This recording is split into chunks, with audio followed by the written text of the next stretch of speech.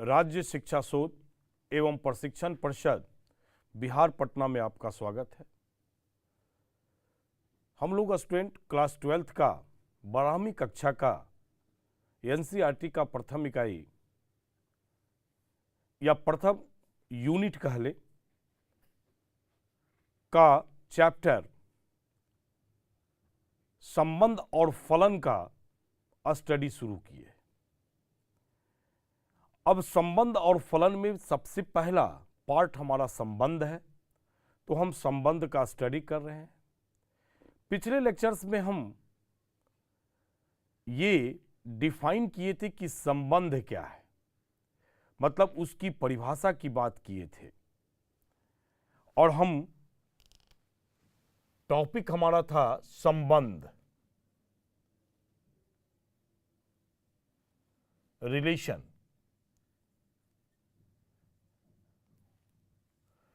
तो यहां से इंपॉर्टेंट तथ्य निकल कर आया जिसको हम कहते हैं relation from set A to set B, ऐसा भी आप कह सकते हैं।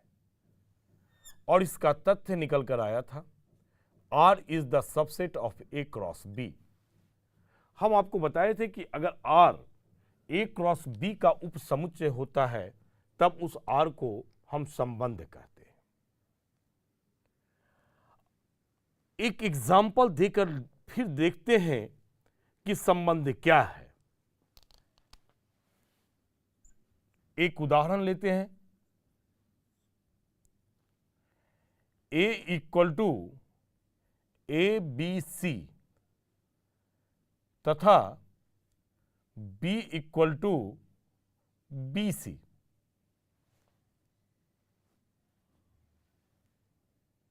दो समुच्चय हैं, तो क्या R AB BB CC एक संबंध है?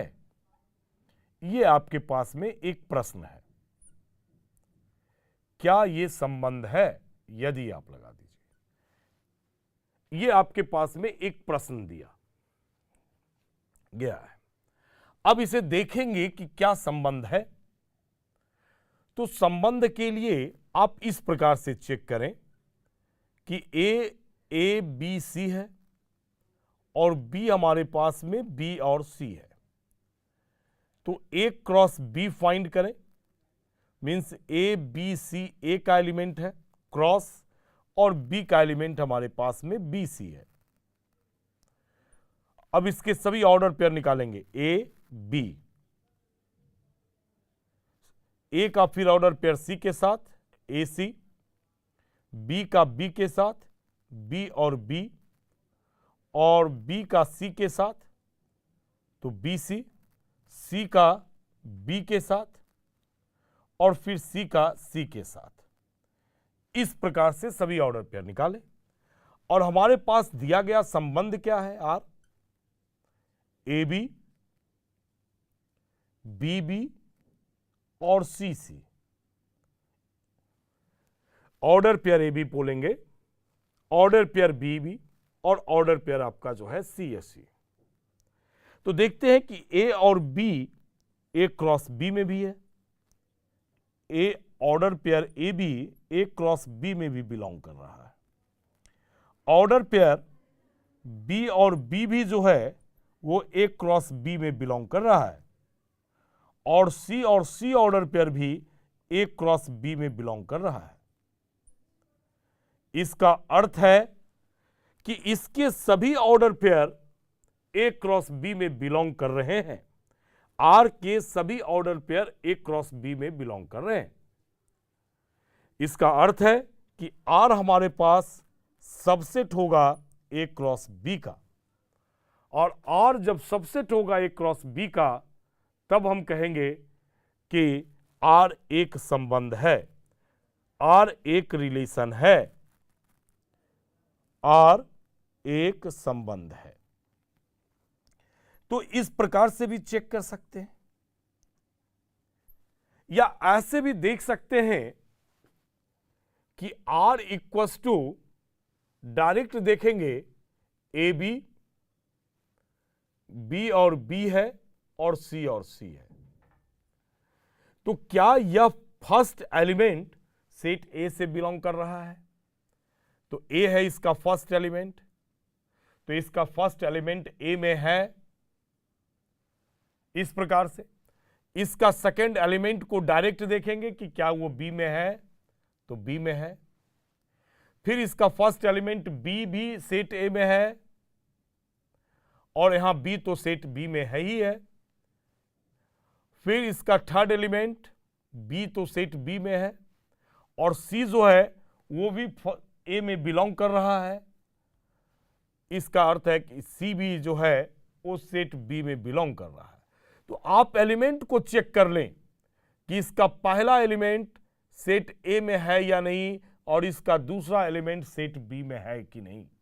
अगर है तो इसका अर्थ है कि वो जब उसका क्रॉस प्रोडक्ट कार्टेशियन प्रोडक्ट निकालेंगे, जब उसका कार्टेशियन प्रोडक्ट निकालेंगे तो उसके भी एलिमेंट का ऑर्डर पेयर उसमें मौजूद होगा। तो यहां से हम डायरेक्ट कह सकते हैं चेक करने के बाद कि ये ए क्रॉस बी का सबसेट है। मीन्स आर जो है is a relation, R is a relation from set A to set B. R एक रिलेशन है। तो आप जब टेस्ट करें तो इसको दो प्रकार से कर सकते हैं, या तो क्रॉस प्रोडक्ट निकालकर ऑर्डर पेयर को चेक कर लें, या फिर इसके एलिमेंट से आप उसे चेक कर लें। तो दो प्रकार से स्टूडेंट इसे हम चेक कर सकते हैं। अब निरूपण की बात थोड़ा करते हैं। ऑर्डर पेयर का निरूपण कैसे करें? अगर ए का संबंध बी से है तो इसका अर्थ है कि वह ऑर्डर पेयर ए बी होगा। A B belongs to R. अब यहां ए जो है वो फर्स्ट सेट से बिलोंग कर रहा है, और बी जो है वो सेकंड सेट से बिलोंग कर रहा है। मतलब इसमें क्या है कि सेट ए कैपिटल ए से और बी जो है बी से बिलोंग कर रहा है। अब इस बात को स्टूडेंट हम लोग लिख सकते हैं कि ए इज रिलेटेड टू बी। ए का संबंध बी से है, इस प्रकार से रिप्रेजेंटेशन कर सकते हैं। या फिर इसका रिप्रेजेंटेशन ऊपर भी लिख सकते हो, ए इज रिलेटेड टू बी। इसी ऑर्डर पेयर को हम लिख सकते हैं, इस प्रकार से इसका रिप्रेजेंटेशन कर सकते हैं। और अगर कोई ऑर्डर पेयर बिलोंग नहीं करता है, सपोज करते हैं नंबर 1, 2, अगर सी और डी लेते हैं, does not belongs to relation, relation में बिलोंग नहीं कर रहा है, तब उसे रिप्रेजेंट करना होगा। तो सी आर लिखेंगे और ऐसे काट देंगे, और तब डी लिखेंगे। इसका मतलब है कि C is not related to D. C जो है डी से रिलेटेड नहीं है। तो दो बातें निकल कर आती है। जैसे अगर इस रिलेशन के एग्जाम्पल को देखेंगे, ये ऑर्डर पेयर में लिखा हुआ है, ऑर्डर पेयर में लिखा हुआ है स्टूडेंट। तो इस एग्जाम्पल को लेते हैं, R equals to A B, B B और सी सी। ये हमारे पास में रिलेशन था। रिप्रेजेंटेशन के लिए एग्जाम्पल की बात कर रहे हैं, तो हम लिखेंगे A is related to B, B is also related to B, और सी इज रिलेटेड टू सी।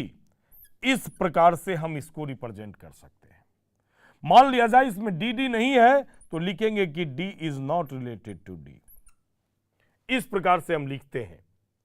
तो आप ऑर्डर पेयर में भी लिख सकते हैं, या इसका रिप्रेजेंटेशन इस प्रकार से भी कर सकते हैं। और ध्यान रखेंगे, इसे भी आप लिख सकते थे, सी ऊपर कर थोड़ा लिखेंगे, इज रिलेटेड टू डी। तो इस प्रकार से आप उसका निरूपण करेंगे, उसके ऑर्डर पेयर का, रिलेशन के ऑर्डर पेयर का आप निरूपण इस प्रकार से करेंगे। या इस प्रकार से हम करेंगे तो आप समझेंगे। अगर हम कहीं लिख दिए कि 1 इज रिलेटेड टू 2, इसका मतलब समझना आपको है कि जो रिलेशन है उसमें ऑर्डर पेयर 1 2 जो है रिलेशन में बिलोंग कर रहा है, माने ऑर्डर पेयर 1 2 रिलेशन के अंदर में बिलोंग कर रहा है। और अगर कहीं लिखते हैं कि 3 इज नॉट रिलेटेड टू 4, तो इसका मीनिंग समझना है कि ऑर्डर पेयर 3 4 जो है वो रिलेशन के अंदर बिलोंग नहीं कर रहा है।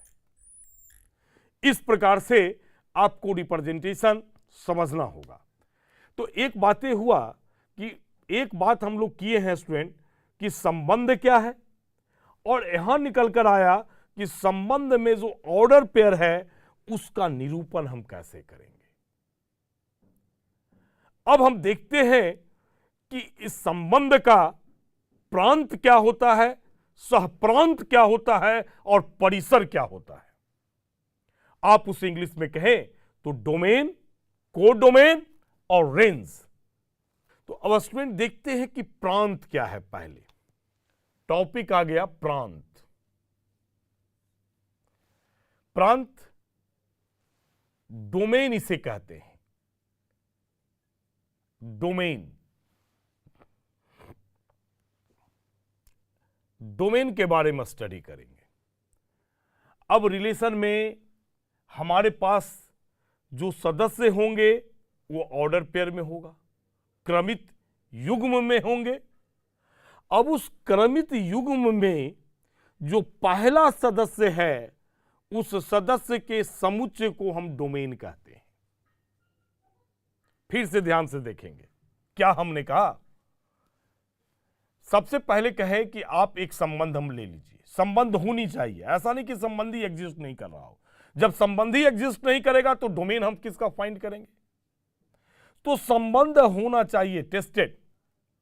आप टेस्ट करके, आप जांच करके देख लो कि वो संबंध है कि नहीं। अगर वो संबंध है तब हम उसका प्रांत की बात करेंगे, सहप्रांत की बात करेंगे, परिसर की बात करेंगे। तो यहां हम ले लेते हैं कि यदि R समुच्चय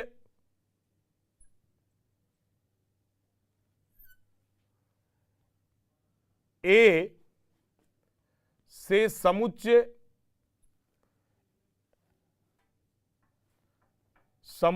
यहां गलत लिखा गया था स्टूडेंट, समुच्चय B में एक संबंध है। अब ऑलरेडी मान चुके हैं कि संबंध है, ये संबंध है। R समुच्चय A से समुच्चय B में एक संबंध है, मतलब रिलेशन एग्जिस्ट कर गया।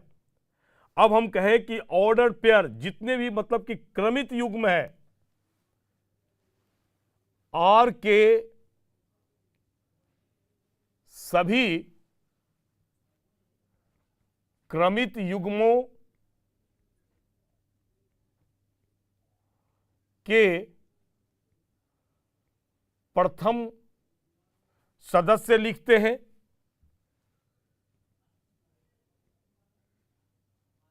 प्रथम सदस्यों से बना समुच्चय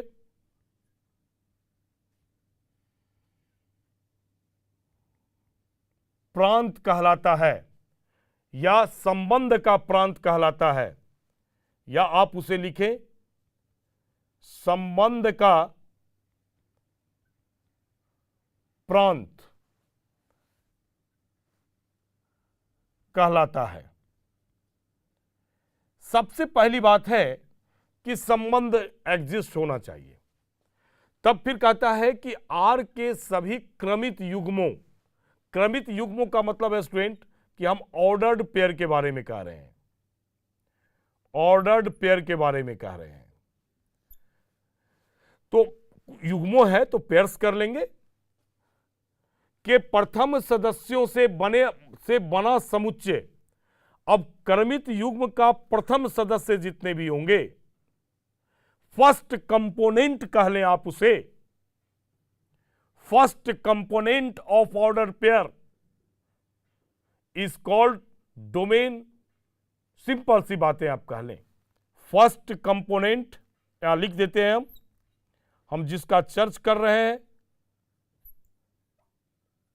first component of all ordered pair, short में।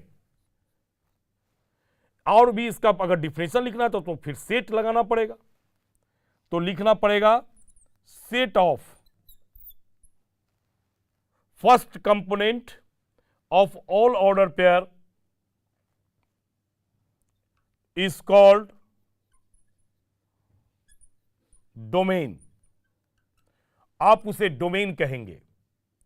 याद रखने की बात है कि इसे शॉर्ट में हम लोग DOM, डोमेन है, ये 3 अक्षर लेंगे, डोमेन ऑफ रिलेशन कहेंगे। और डोमेन ऑफ रिलेशन क्या होगा? तो देखिए, इसमें पहला एलिमेंट होगा A, यदि A और B आपका किसी रिलेशन से बिलोंग कर रहा है। अब ये A भी किसी सेट का ही सदस्य होगा, B मान लेते हैं B का सदस्य है। चूंकि यहां A से B लिखे हैं, ऊपर डिफिनेशन में लिखे कि समुच्चय A से समुच्चय B में संबंध है, तो A समुच्चय A का एलिमेंट है और B जो है समुच्चय B का एलिमेंट है।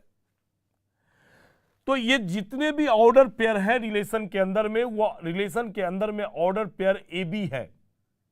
क्या है? ऑर्डर पेयर जिसका फर्स्ट कंपोनेंट A है और सेकंड कंपोनेंट B है। इसको A को हम लोग फर्स्ट कंपोनेंट कहेंगे, फर्स्ट कंपोनेंट कहेंगे, और जबकि B को हम लोग यहां सेकंड कंपोनेंट कहेंगे। इसी को हम हिंदी में प्रथम सदस्य लिख दिए हैं।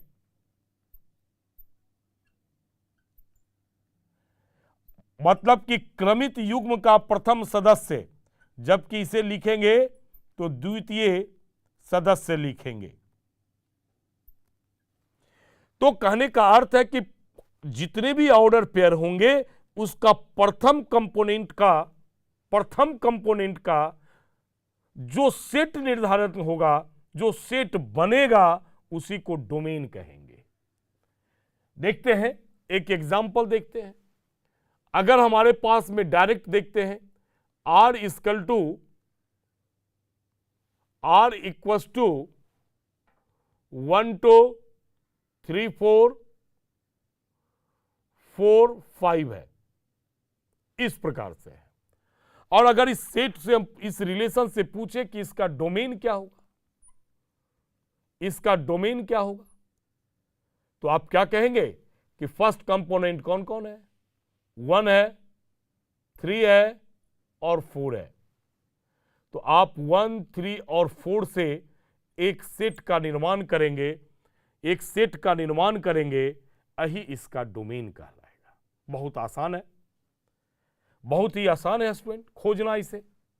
हां, एक दूसरी बात ध्यान रखना है कि अगर आपके पास 1 2 1 3 1 4 इस प्रकार का रिलेशन है, तो आपको ऐसा नहीं करेंगे कि आप जब डोमेन इसका निकालेंगे तो 1 1 1 को 3 बार लिखेंगे।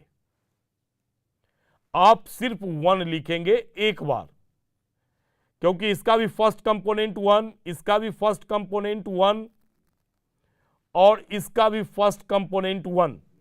तो आपका अगर रिपीटिशन हो रहा है तो ऐसी स्थिति में सिर्फ एक बार ही लिखेंगे। Set is the well defined collection of distinct object की बात कर रहे हैं। सेट के अंदर आपका जो ऑब्जेक्ट होना चाहिए, ऑब्जेक्ट डिस्टिंक्ट होना चाहिए, डिफरेंट होना चाहिए, भिन्न भिन्न होना चाहिए। कहने का अर्थ है कि आप एक ही टर्म को कई बार नहीं लिखेंगे, एक बार लिखेंगे। यह हमारा डोमेन हो गया। अब देखते हैं कि सहप्रांत क्या कहलाता है। सहप्रांत, इसको हम इंग्लिश में कहेंगे कोडोमेन। और ध्यान रखिएगा, ये जो टर्म आ रहा है स्टूडेंट, ये फंक्शन में भी शिफ्ट करेगा। हम बता चुके हैं पहले ही लेक्चर्स में कि आपका अगर ये रिलेशन है तो इसके अंदर ही फंक्शन है। तो आप कहेंगे, स्पष्ट इस वेन डायग्राम से पता चलता है, चूंकि सेट थ्योरी की क्लास है इसलिए वेन डायग्राम का जिक्र कर रहे हैं। वेन डायग्राम से स्पष्ट पता चलता है कि जब आपकी रिलेशन बहुत अच्छा होगा तभी आपका फंक्शन अच्छा होगा, और दोनों के बीच में संबंध भी है। ये टॉपिक डोमेन, कोडोमेन और रेंज, ये सारा का सारा टॉपिक शिफ्ट करने वाला है फंक्शन में। तो कोडोमेन क्या है? अभी अगर हम एक समुच्चय लिए, ए से बी में एक संबंध लिए, तो संबंध पहले एग्जिस्ट करेंगे, लेना होगा यदि आर समुच्चय ए से समुच्चय बी में एक संबंध है। यह संबंध की बात रखना है।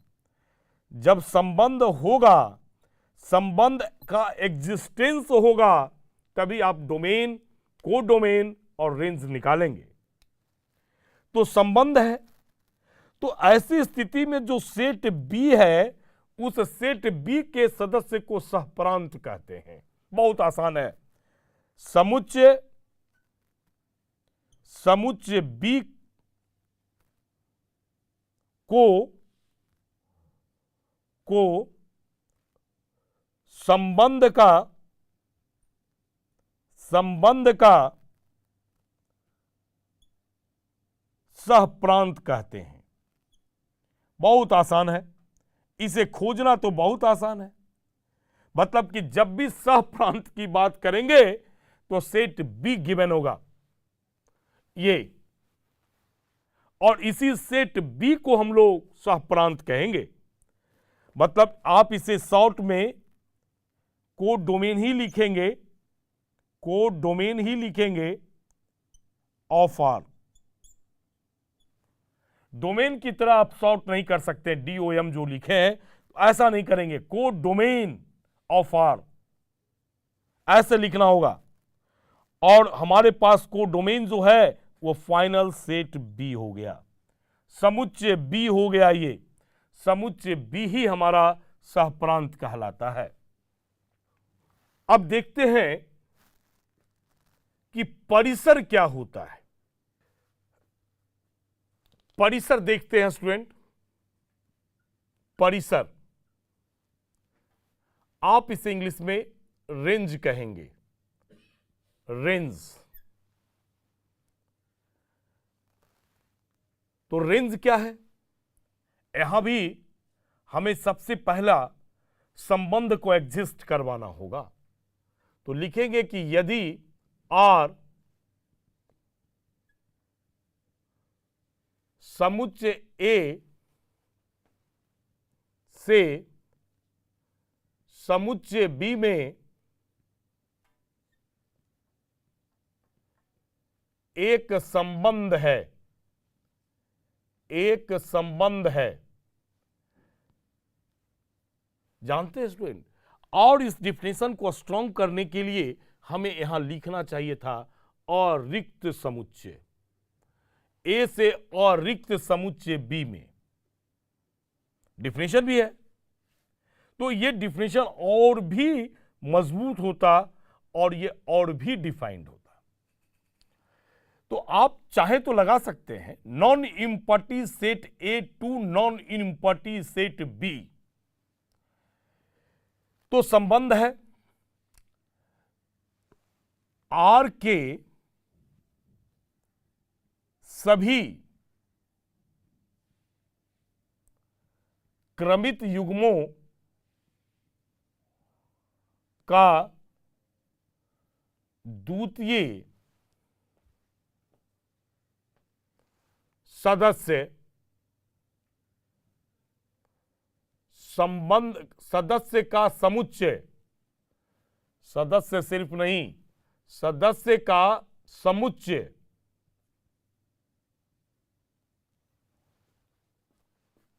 सदस्य का समुच्चय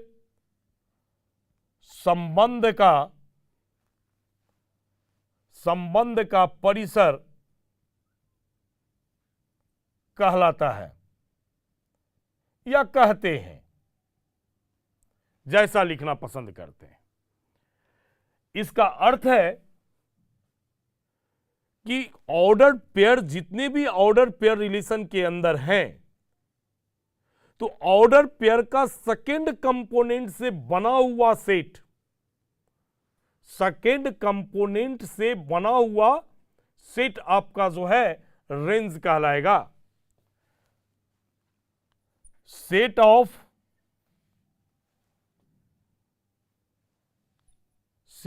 second component, set of second component of all ordered pair is called, और रिलेशन भी लगाना है, ऑर्डर्ड पेयर ऑफ रिलेशन, अगर ऐसा कहेंगे ordered pair of a relation. कहीं दूसरे जगह से ऑर्डर पेयर नहीं ले लेंगे, सारा रिलेशन का ही होगा।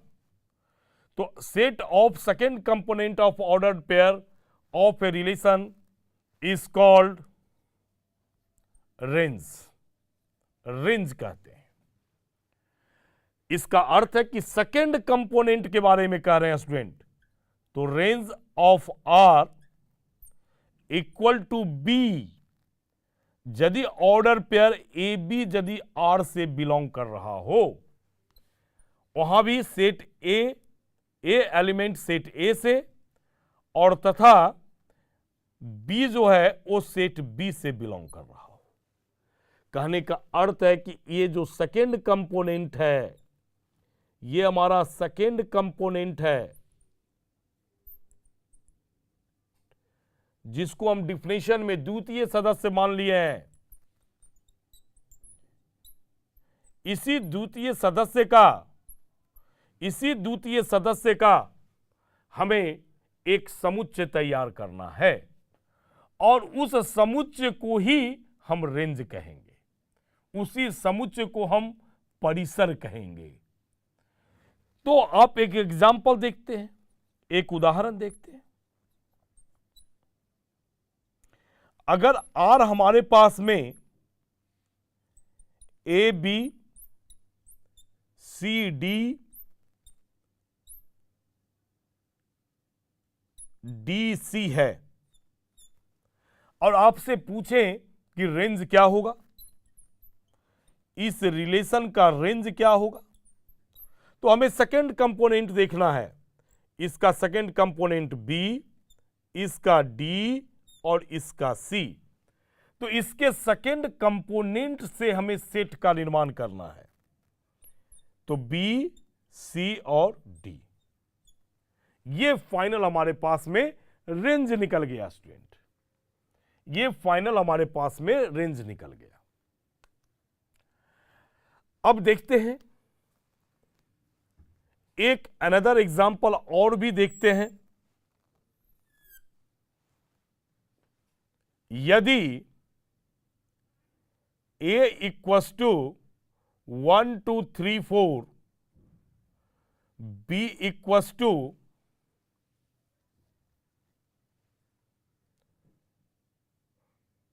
1 2 3 4 as on 16 तक है, एंड तथा R equal to order pair X Y such that X square equal to Y, ऐसा दिया हुआ है।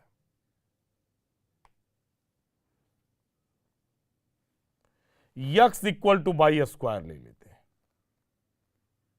ऐसे, जहां एक्स सेट ए से बिलोंग करता है और बाई सेट बी से बिलोंग करता है। तो कहता क्वेश्चन क्या है, तो आर का प्रांत, सह प्रांत एवं परिसर ज्ञात करें। ये क्वेश्चन आपके पास में, ये क्वेश्चन हमारे पास में, ए गिवन है, बी गिवन है, आर गिवन है, लेकिन आर को हमें रोस्टर फॉर्म में बदल देना है student. Roster means tabular form में बदल देना है, क्योंकि आर हमारे पास में गिवन है यक्स वाई ऑर्डर पेयर होंगे such that X equal to Y square where X belongs to set A and Y belongs to set B. तो कौन कौन से ऑर्डर पेयर होंगे ये खोजना होगा। अगर यक्स में चूंकि ए से बिलोंग कर रहा है तो हम 1 लेते हैं, तो 1 लेंगे तो यक्स इक्वल टू क्या हो जाएगा, यक्स इक्वल टू 1, तो बाई इक्वल टू क्या हो जाएगा हमारे पास 1 हो जाएगा। आप रिलेशन स्टेबल करेंगे, यक्स इक्वल टू आपने 1 रखा तो 1 बराबर वाई स्क्वायर, तो वाई का वैल्यू क्या हो जाएगा √1, मतलब प्लस माइनस 1, माइनस तो है नहीं इसके अंदर में तो 1 हो गया। अगर 2 लेते हैं तो y इक्वल टू √2 हो जाएगा, नहीं है। फिर आप 3 लेंगे तो नहीं होगा। अगर 4 लेते हैं, 4 लेंगे तब हमारे पास में x इक्वल टू 4 लिए हैं तो 4 इक्वल टू वाई स्क्वायर, तो y इक्वल टू √4 मतलब प्लस माइनस 2। तो कहने का अर्थ है कि माइनस तो हमारे पास में है नहीं, तो सिर्फ प्लस है, तो हमारे पास में 2 आ गया। अब तो इसमें एलिमेंट ही नहीं है। हमारे पास में यक्स लेने के लिए क्या था 1 2 3 4, तो 1 2 3 4 लेंगे और उसके क्रॉसपॉन्डिंग वैल्यू y निकालेंगे। तो ऐसे कैलकुलेशन भी करना पड़ सकता है, y का मान निकाल के रखेंगे। ये फाइनल हमारे पास में आर फाइंड हो गया, रिलेशन फाइंड हो गया। अब इसमें हम पूछ रहे हैं कि प्रांत क्या होगा। फर्स्ट कंपोनेंट 1 4 प्रांत हो गया। अब कहेंगे कि सह प्रांत क्या होगा। सह प्रांत क्या होगा, तो सेट बी के सदस्य को कहेंगे, मींस 1 2 3 4 एस ऑन 16, पूरा का पूरा सेट बी हो गया। अगर हम कहते या क्वेश्चन भी है कि परिसर क्या होगा, परिसर क्या होगा, तो सेकेंड कंपोनेंट को परिसर कहते हैं और इसका सेकेंड कंपोनेंट 1 और 2 है, तो इसलिए आप लिखेंगे 1 2। इस प्रकार से स्टूडेंट हम निकाल लेते हैं, फाइंड कर लेते हैं किसी भी रिलेशन का प्रांत, सह प्रांत और परिसर। बहुत इंपॉर्टेंट टॉपिक है और बहुत ही आसान है। आप ध्यान से देखें और साथ में अपने कॉपी पर लिखें तो पूरी की पूरी बात आपको याद हो जाएगी और कहीं भी किसी भी राइटर्स के प्रॉब्लम को बनाने में आपको प्रॉब्लम नहीं होगी। आप सभी किताब को बना लेंगे। मैं इतनी थ्योरीज आपको करवा दूंगा और साथ में प्रॉब्लम करवा दूंगा। इसके साथ जो है आज का लेक्चर हम समाप्त करते हैं स्टूडेंट। धन्यवाद।